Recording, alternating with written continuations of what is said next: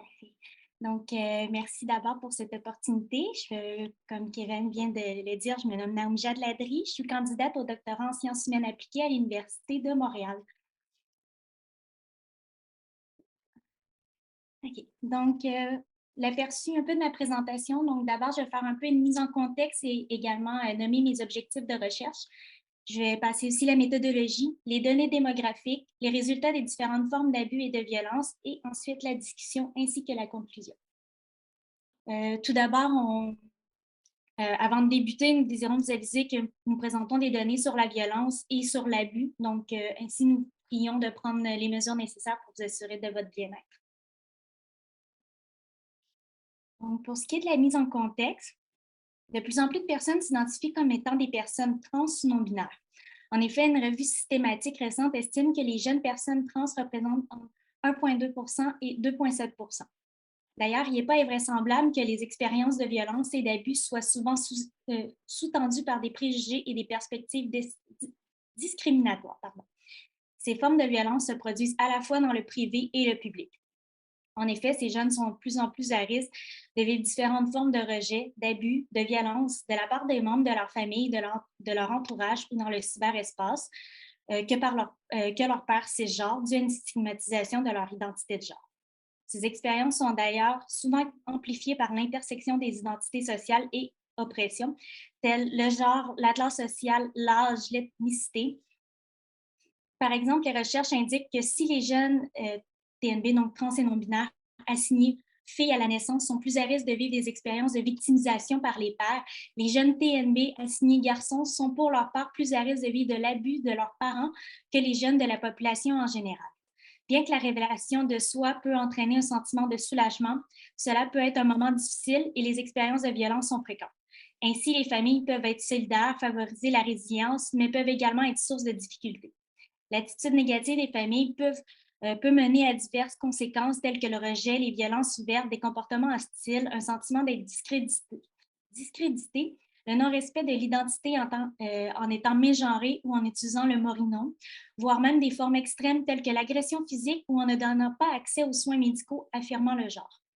De plus, les jeunes TNB sont également plus susceptibles de vivre des situations de violence et victimisation multiples, qu'il s'agisse d'intimidation, de harcèlement sexuel, de relations sexuelles non consenties, d'abus sexuels, d'abus physiques et de violence au sein d'une relation que les jeunes cisgenres.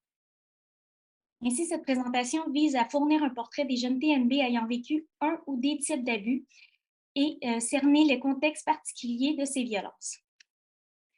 Pour ce qui est de la méthodologie, l'enquête en ligne Canadian Trans Youth Health Survey a permis de réaliser une collecte de données auprès des jeunes TNB.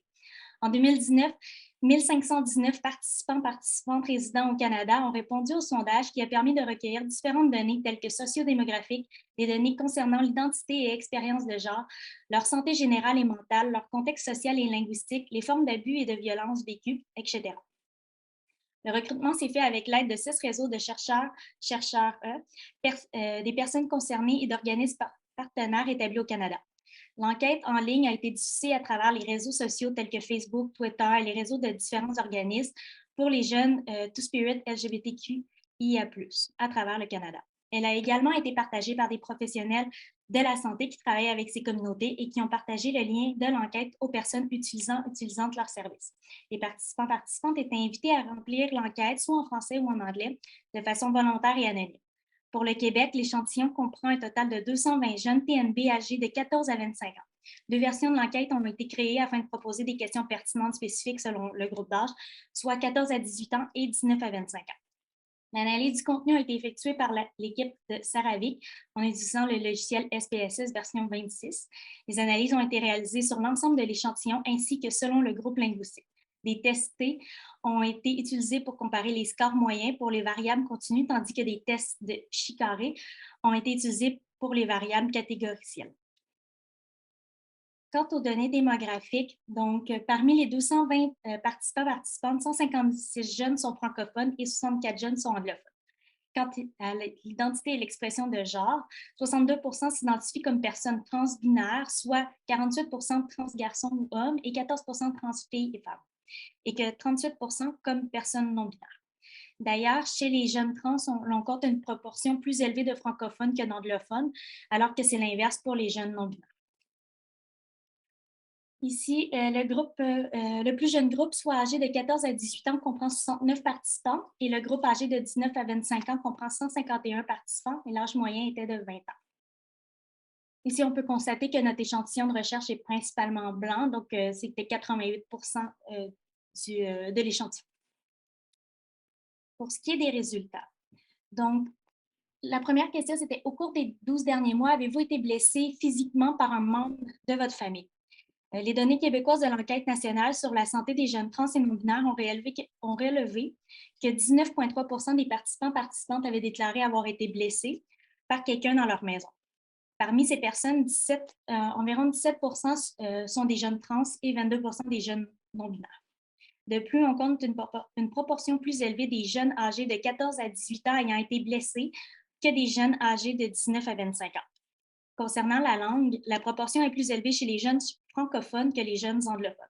D'ailleurs, les proportions des deux groupes, soit d'âge et linguistique, représentent une différence significative qu'on peut voir ici. Pour la question, au cours des 12 derniers mois, avez-vous été témoin de violences dans votre famille? 16,8 ont été témoins de violences. Parmi IES, on compte 14,3 des jeunes trans, tandis que cette proportion s'élevait à 20,6 pour les jeunes trans et non-binaires.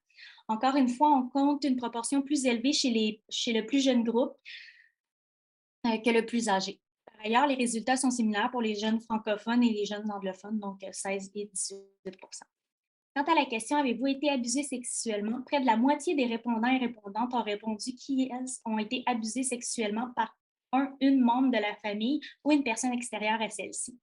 Dans les analyses de groupes d'âge, ici ayant été séparés différemment des autres analyses pour refléter l'âge légal pour la pratique du travail du sexe, il y a significativement plus de jeunes âgés de 18 à 25 ans qui ont été abusés sexuellement que des jeunes de 14 à 17 ans. Donc, 50,4 versus 23,7 De plus, une proportion un peu plus élevée de jeunes anglophones que de jeunes francophones ont vécu des abus sexuels. Quant à la question, au cours des 12 derniers mois, avez-vous été intimidé ou harcelé via Internet? Sur un total de 159 participantes, un peu plus du quart ont répondu avoir été intimidés ou harcelés sur Internet. Par exemple, quelqu'un a publié quelque chose sur Facebook ou envoyé un email.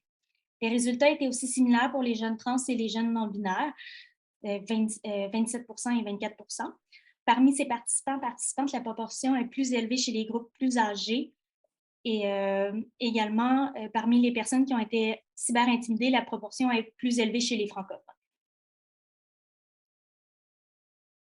Quant à la discussion, nos données ont permis de dégager que les jeunes de 14 à 18 ans sont significativement plus à risque que les jeunes plus âgés d'avoir été blessés par un ou une membre de la famille et d'avoir été témoins de violences, ce qui pourrait s'expliquer par le fait que les plus âgés ont un plus grand niveau d'autonomie et pourraient décider de quitter le foyer familial, par exemple, si la situation s'avérait hostile, ce qui est plus difficile chez les plus jeunes. En effet, ces conflits familiaux et le manque de soutien peuvent entraîner des tensions et ces jeunes peuvent ne pas toujours se sentir en sécurité à leur domicile. Les données indiquent que cette situation apparaît plus fréquemment chez les francophones que chez les jeunes anglophones, démontrant ainsi l'importance de prendre en compte le contexte. Néanmoins, peu de données sont disponibles dans les écrits quand être témoin de violence. Ces données semblent être nouvelles et les résultats démontrent l'importance d'y porter plus attention. Par ailleurs, tel que mentionné précédemment, près de la moitié des jeunes TNB, soit 44,1 ont indiqué avoir déjà été abusés sexuellement. Toutefois, tel que mentionné dans différentes études, il est quand même vraisemblable que le pourcentage d'abus sexuels soit beaucoup plus important, car certaines participantes peuvent ne pas l'avoir déclaré. En effet, selon l'étude de Xavier et al. En 2007, 83 des personnes trans ayant vécu une agression sexuelle n'ont pas rapporté l'incident à la police, soit en raison de leur méfiance associée à la crainte de discrimination face à leur identité de sexe ou de genre, soit par peur de ne pas être cru ou par peur de se faire invalider comme témoignage. Il est donc possible que nos résultats soient donc sous-estimés.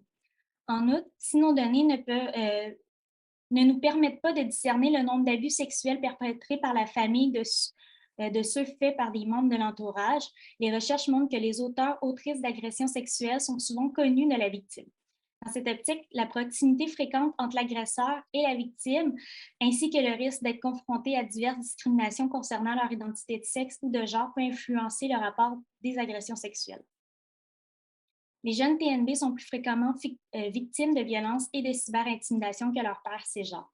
Rappelons que le quart des participantes de l'enquête en ligne ont déjà été victimes de cyberintimidation, ce qui peut inclure les messages blessants et cruels, le hate mail, qui est considéré comme du harcèlement haineux sur la base d'identité sociale réelle ou perçue en termes de race, d'ethnicité, de religion, de sexe, de genre, de capacité physique et mentale, la classe socio-économique et autres. C'est également des publications anonymes, la diffusion de matériel sensible tel que le dévoilement de l'identité sexuelle, etc. Donc, Internet facilite les agressions parce qu'il est beaucoup plus difficile d'identifier les intimidateurs et intimidatrices et elles peuvent atteindre leur cible 24 heures sur 24, ce qui limite l'espace où les jeunes TNB se sentent en sécurité. D'ailleurs, à part les travaux de Bloomfield et Cooper et Nduja et Patchin, peu d'études font état de la cyberintimidation mentionnant que l'intimidation.